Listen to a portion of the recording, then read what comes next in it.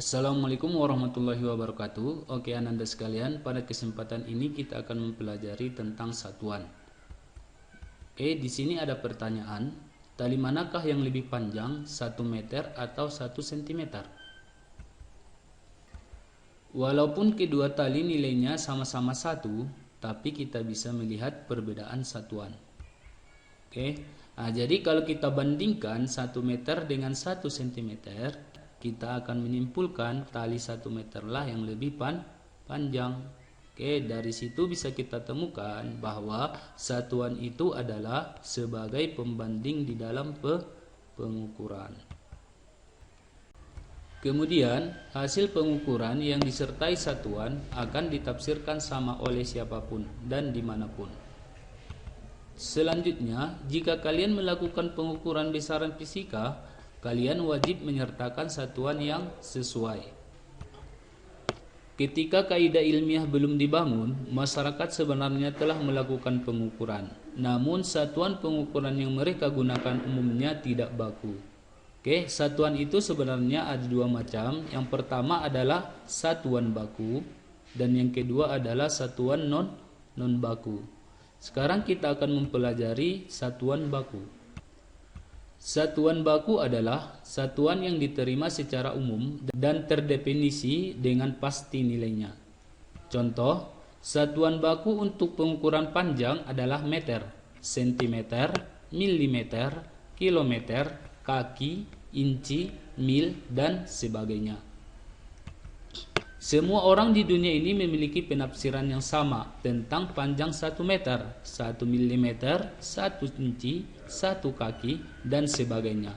Apabila dilaporkan panjang benda adalah 1,4 meter, maka semua orang akan memiliki kesimpulan yang sama. Itulah yang dikatakan satuan baku. Sekarang kita akan mempelajari satuan non baku. Satuan non baku adalah satuan yang belum bisa diterima secara umum dan belum terdefinisi dengan pasti nilainya. Contoh, jengkal, hasta, depa, langkah, dan lain-lain. Jika menggunakan satuan non baku, hasilnya akan berbeda antara satu orang dengan yang lainnya. Tentunya panjang jengkal anak-anak akan berbeda dengan jengkal orang dewasa.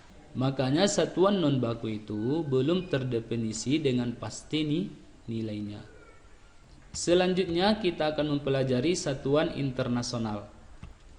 Ukuran ketinggian jelajah pesawat biasanya menggunakan satuan kaki. Ukuran layar TV atau komputer biasanya menggunakan satuan inci. Kemudian ketinggian bangunan biasanya menggunakan satuan meter. Oke. Satuan kaki, inci, dan meter adalah satuan panjang yang baku. Namun tidak semua orang akrab dengan satuan tersebut. Kita biasanya di Indonesia lebih mengenal satuan panjang adalah meter. Akan tetapi di negara lain, ya, satuan panjang itu lebih dikenalnya seperti kaki atau inci. Oleh karena itu, untuk menyeragamkan penggunaan satuan di seluruh dunia, pada Konferensi Umum Berat dan Pengukuran ke-14 tahun 1971 ditetapkan satuan internasional untuk 7 besaran pokok.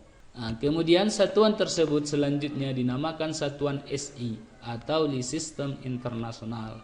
Di sini kita bisa melihat tabel. Untuk besaran pokok panjang, satuan internasionalnya adalah meter, singkatannya M. Kemudian untuk besaran pokok massa, satuan internasionalnya adalah kilogram, singkatannya kg. Kemudian ada waktu, satuan internasionalnya skon, singkatannya S. Kemudian kuat arus listrik, satuan internasionalnya adalah ampere, singkatannya adalah A. Kemudian ada suhu, satuan internasionalnya adalah Kelvin, bukan derajat Celcius. Di Indonesia kan dikenal satuan suhu itu derajat Celcius. Akan tetapi kalau untuk satuan internasionalnya adalah Kelvin, singkatannya adalah K. Kemudian intensitas cahaya, satuannya kan kandela, singkatannya CD. Kemudian yang terakhir jumlah zat, satuannya adalah mol. Singkatannya juga mol. Oke, inilah tabel untuk satuan internasional besaran pokok.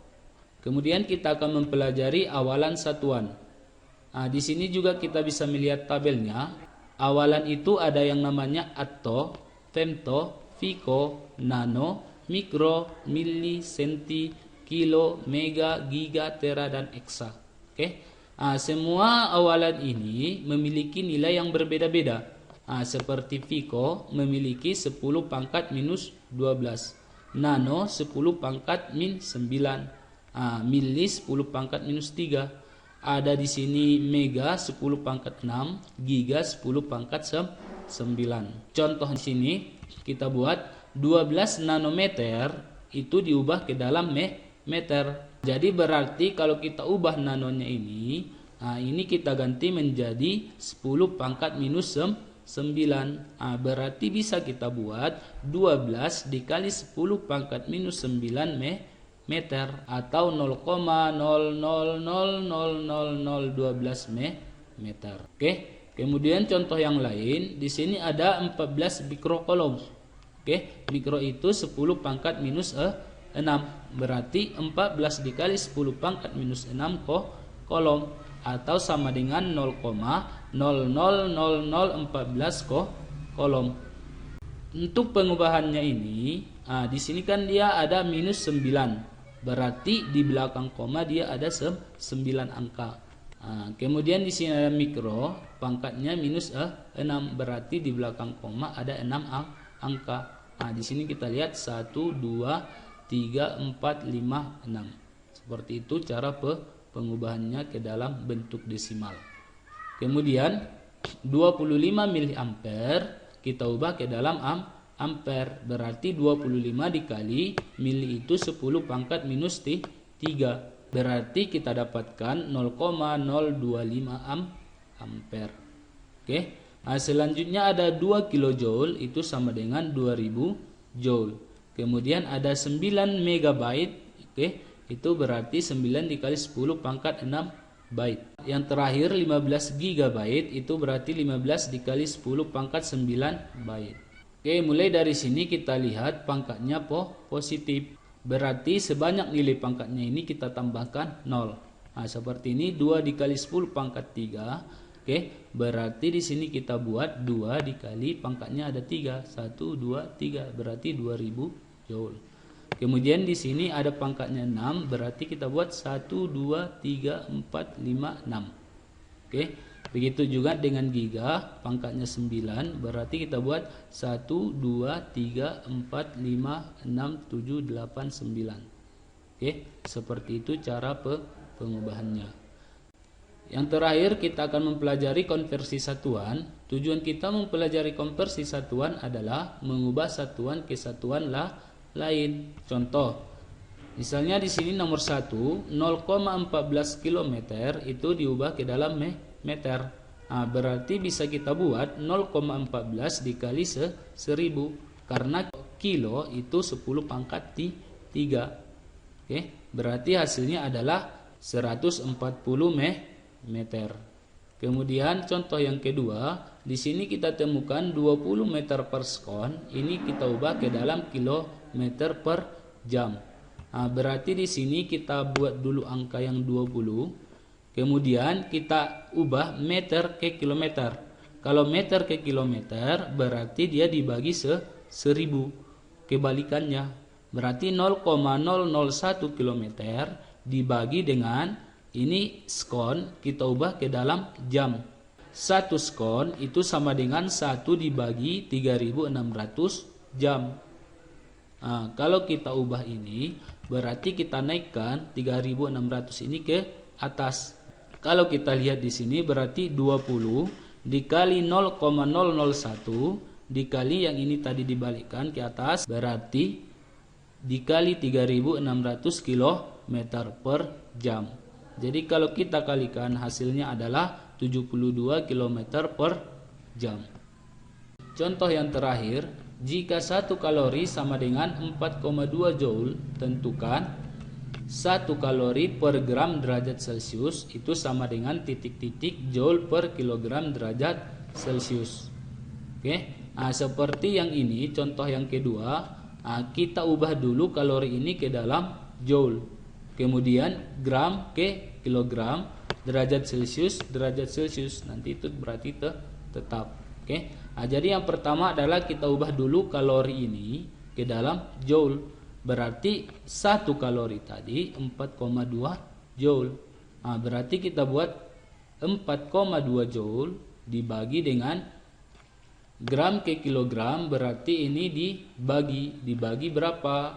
Dibagi 1000 atau 10 pangkat minus 3 kilogram. Oke. Jadi kalau kita naikkan ke atas pangkatnya, berarti 4,2 dikali 10 pangkat 3 joule per kilogram derajat Celcius. Berarti hasilnya adalah 4,2 dikali 1000 joule per kilogram derajat Celcius. Hasil akhirnya adalah 1 kalori per gram derajat Celcius itu sama dengan 4200 joule per kilogram derajat Celcius. Oke, cukup sekianlah pertemuan kita anak-anak. Mudah-mudahan bermanfaat. Assalamualaikum warahmatullahi wabarakatuh.